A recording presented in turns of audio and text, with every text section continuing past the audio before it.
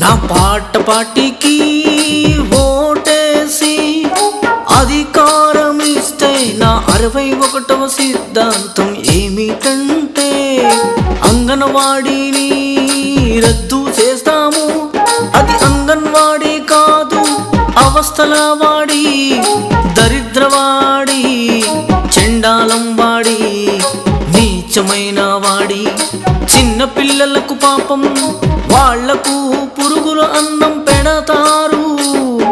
పురుగుల అన్నం ఏమి మానవత్వం, సమానత్వం, ఇంత ఘోరమా?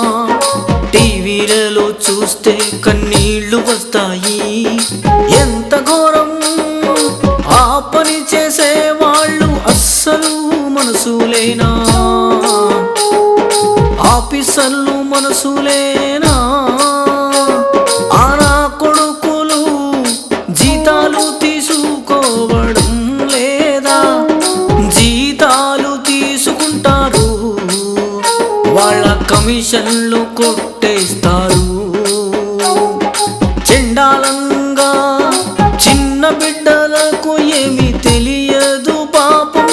వాళ్ళే కదా రేపొద్దున ఐఏఎస్లు, ఐపీఎస్లు, ఆఫీసర్లు అయ్యేది, శాస్త్రవేత్తలు అయ్యేది, డాక్టర్లు అయ్యేది. అలాంటి కూడు పెడతారా వాళ్ళు?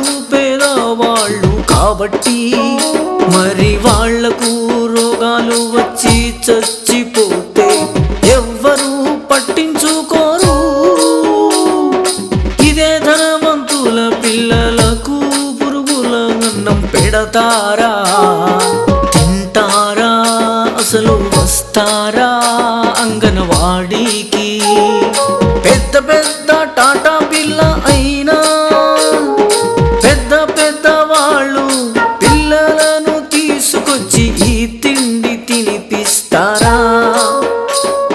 ప్రైమ్ మినిస్టర్, చీఫ్ మినిస్టర్, ఎమ్మెల్యేల, ఎంపీల, పెద్ద పెద్ద వాళ్ళు ధనవంతుల పిల్లలను తీసుకొచ్చి ఈ పురుగుల అన్నం తినిపిస్తా. అప్పుడు బుద్ధి వస్తుంది సమాజానికి, అప్పటిదాకా బుద్ధి రాదు. కాబట్టి అంగన్వాడీ రద్దు చేస్తా, కొత్త వ్యవస్థను స్థాపిస్తాము. మాకు ఓటేయాలి, అధికారం ఇవ్వాలి. మచ్చర్ల వెంకటరెడ్డికేమి ఓటు, పాట పాటికేమి ఓటు. జై బోలో మచ్చర్ల వెంకటరెడ్డికి, జై బోలో పాట పాటికి.